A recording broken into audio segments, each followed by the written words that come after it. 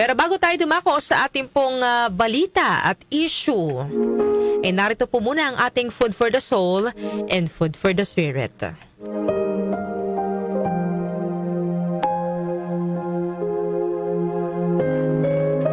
May isang karpenterong inupahan upang tumulong sa pagre-renovate ng isang lumang bahay. Sa unang araw pa lamang ng kanyang trabaho, sunod-sunod na ang kanyang naging problema. Na-flat ang gulong ng kanyang lumang pick-up, kaya na-late siya ng 1 oras sa pagpasok. Nasira rin ang kanyang electric na lagari. At sa pagtatapos ng araw, ayaw pang umandar ng kanyang lumang pick-up truck.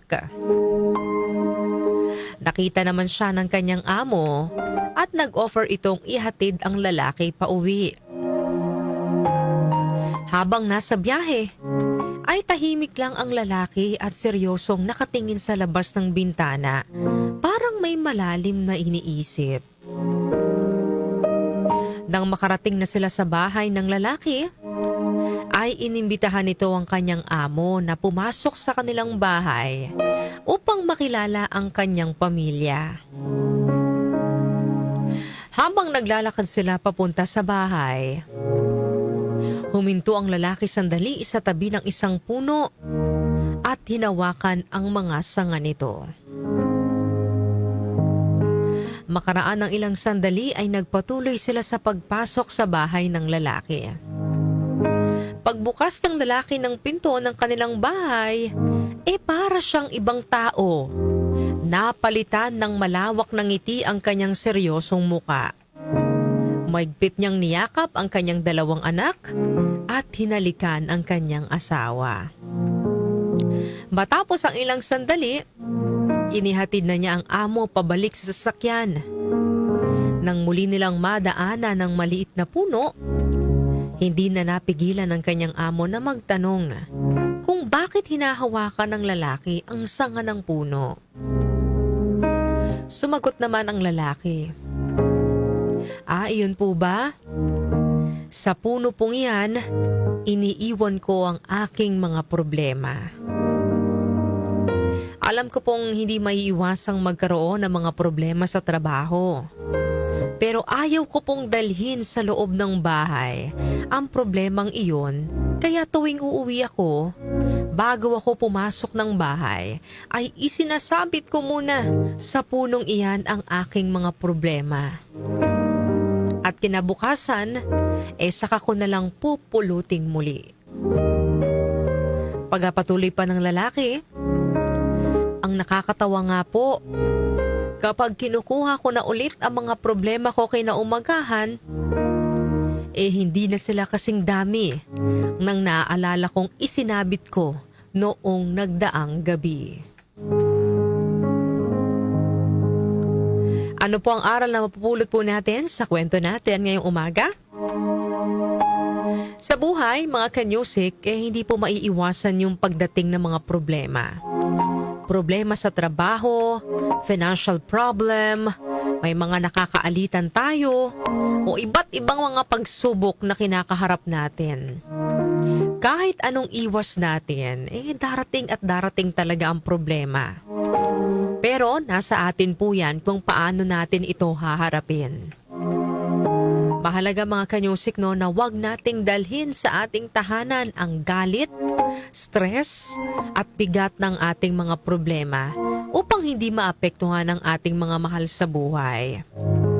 Minsan po kasi kapag nabibitbit natin sa bahay, pati kapag nabibitbit po natin sa bahay itong mga problema, pati po yung pakikitungo po natin sa ating mga mahal sa buhay ay naapektuhan. Nagiging madali po tayong magalit, nagiging mainitin ang ulo, at nawawala ng pasensya kahit sa maliliit na bagay.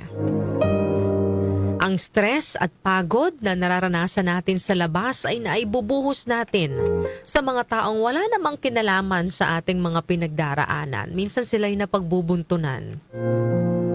Ang tahanan dapat po maging lugar ng pagmamahalan, kapayapaan at pahinga. Sa tahanan dapat natin nakukuha yung pahinga at peace of mind. Matapos ang isang buong araw na pagtatrabaho at pagharap natin sa iba't ibang mga problema. Tulad po ng karpentero sa kwento natin mga kanyusik, no?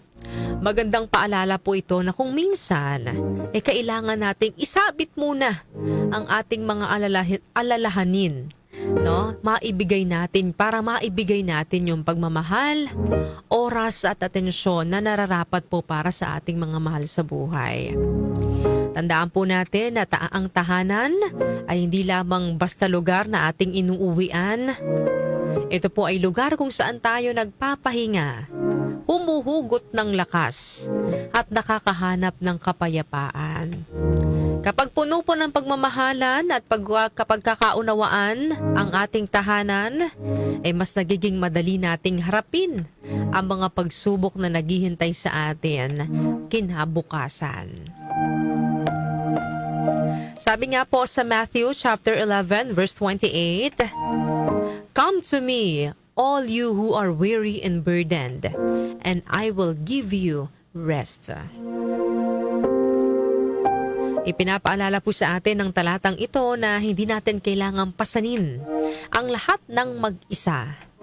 Maaari nating iwan ang ating mga kabigatan, no? Ang ating mga dinadala sa Panginoon at hayaan siyang bigyan tayo ng kapahingahan.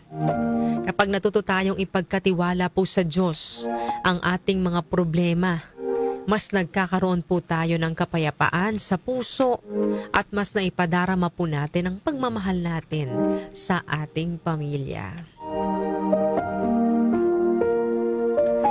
Yan po ang ating food for the soul and food for the spirit ngayong araw po ng Thursday.